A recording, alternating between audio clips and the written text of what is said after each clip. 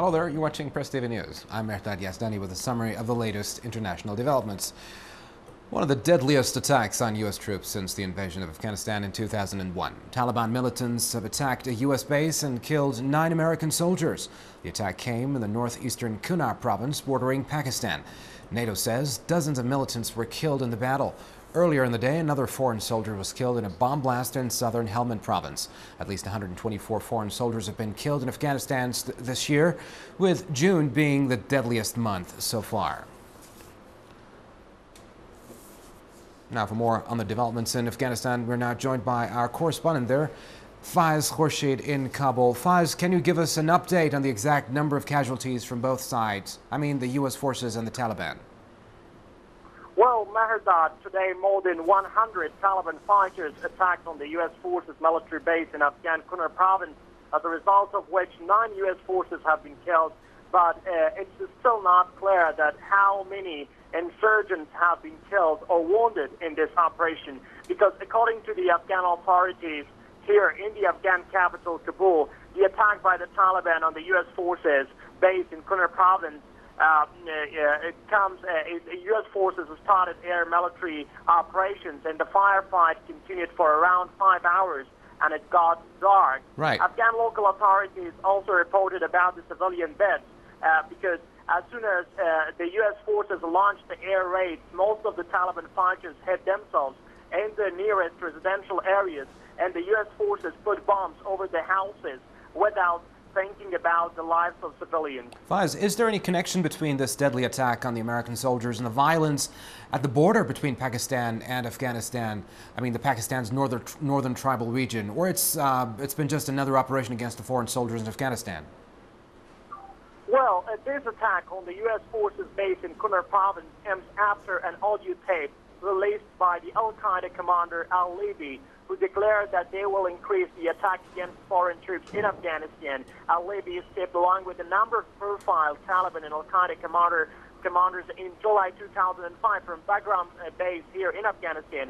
As for the connection between this attack and the tribal region one, there is no doubt that the Pakistan tribal areas have now changed into a big challenge to foreign forces here in Afghanistan. As we see that Taliban fighters are using these areas as launching pads for attacks against both Afghan forces and foreign forces. But now people in Afghanistan accuse foreign troops of being unable to prevent infiltration of insurgents from that side of the border into Afghanistan. This has been, Faiz, this has been apparently one of the deadliest anti-occupation attacks in Afghanistan. Given the present situation, do you see a kind of increasing trend in the Taliban operations there? No doubt that the Taliban-led insurgency has dramatically increased in the year 2008. But the answer of the question that why almost 7 years after the ouster of the Taliban in presence of foreign forces, people in Afghanistan are still faced with instability and insecurity is crystal clear to all.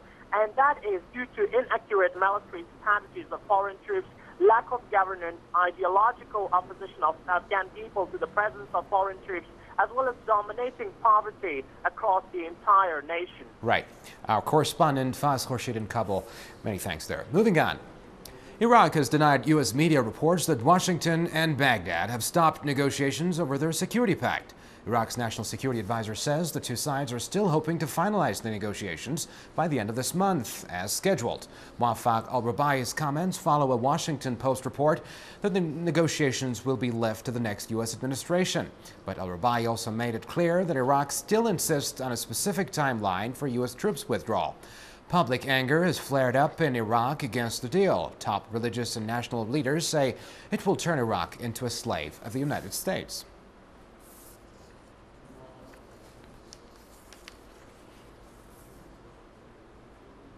Now, the Russian energy giant Gazprom signs a deal with Tehran to increase cooperation in Iran's energy projects.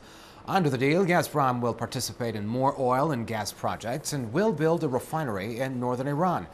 Earlier in the day, Iran's president told Gazprom's visiting chief executive that his country welcomes cooperation with Russia in the energy sector. Mahmoud Ahmadinejad said it will benefit the two countries in global markets. Gazprom, which is the world's top gas producer, has been involved in developing Iran's largest gas field, South Pars. The six-nation talks have concluded in Beijing. Envoys from North Korea, China, Japan, the United States, Russia, and South Korea have agreed on steps to verify North Korea's intention of giving up its military nuclear program.